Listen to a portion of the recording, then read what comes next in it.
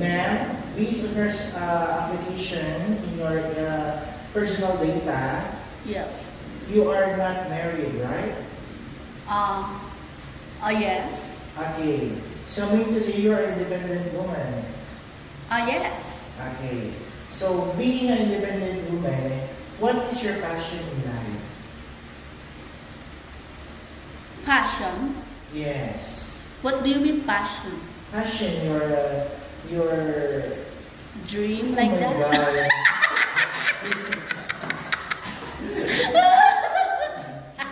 What do you mean? I need clarification. Like for example, you're doing something that you love. Okay.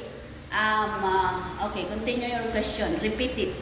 Repeat it. Okay, what is your passion? My passion, or one of my passion, is to sing. To sing. Even my voice is not sound So good, but I love singing. Being a singer, do you think your skills can help our company to contribute more sales and give customer service for this client? Let's go back to the reality that it can't help.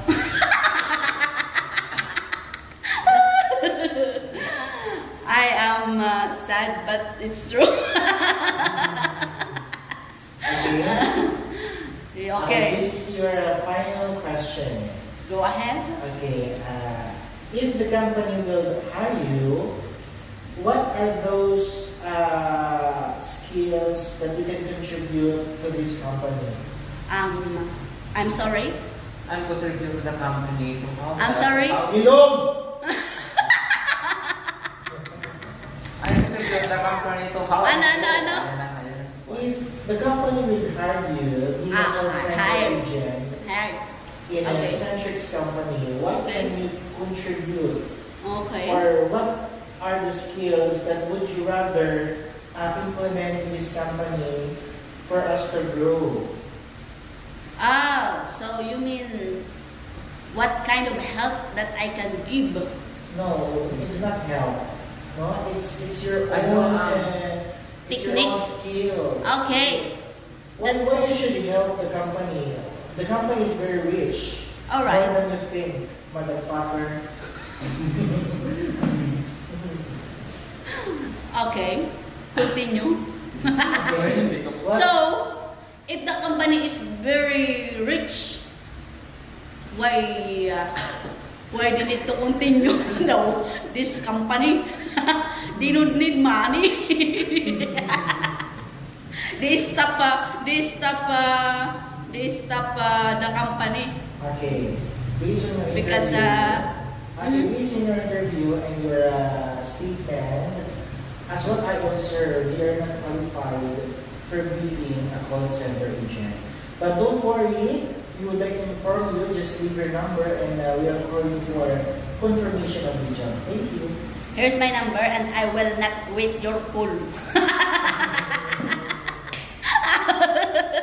Ganun yung mga sa call center na gano'n. Ganun yung sa call center na. Hindi ko pala try yan. One time nga, nakikita ko parang gusto ko din mag-consulter. Kaso, pag nabanggit na kailangan English, kinabahan ako. Ay, wag na. Hello, ma'am, sir. Kasi kumari, ay, ano ba yung mga call center? Ano ba yung concern nila pag may tumatawag? Ano yung kadalasang concern nila? Ano, yung mga bill sa kuryente nila, sa ibang bansa kasi yan.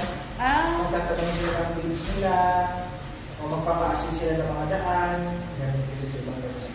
Ganon. Nag-solve lang yung sir ng mga... Anong tinatawagan nila? Ano number ang tinatawagan nila? Like 911? Ganon?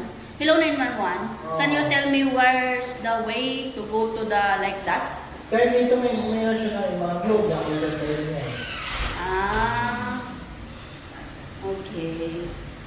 The number you dial is either unattended or out of federation. Hindi pala yan computer? Hindi na yan nakaset? Call center lang. Tao lang din yun, sasagot. Yung alam ka na ko yung shoot? Mga case, Sa bagay. example, nag-solve sila ng mga case. And then, hindi lang naman kung solve ng mga case like yung mga kuan, yung mga murder, mga patay, ganun, hindi nila mag-solve ng mga case. And mag-solve na siya ng mga problema about sa problem, family problem, gano'n, maging sa ibang bansa, hindi na magkuhan. Pero ang Okay, sige. Example ako yung magsasolve. Ikaw yung Ryan. Okay. Hello ma'am, good evening. This is from BSI Company. How may I help you? I have a problem. What is your problem?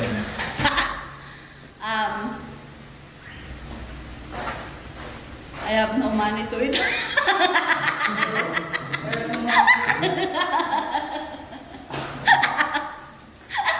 Sorry ma'am, your concern is not here in your list. So can you confirm what is the specific concern that you have so that I can help you? Okay, I repeat. Okay. Ma'am, how can I help you? Okay, I call you How can I help you, fuck you? to ask. I will call to ask if your company is hiring.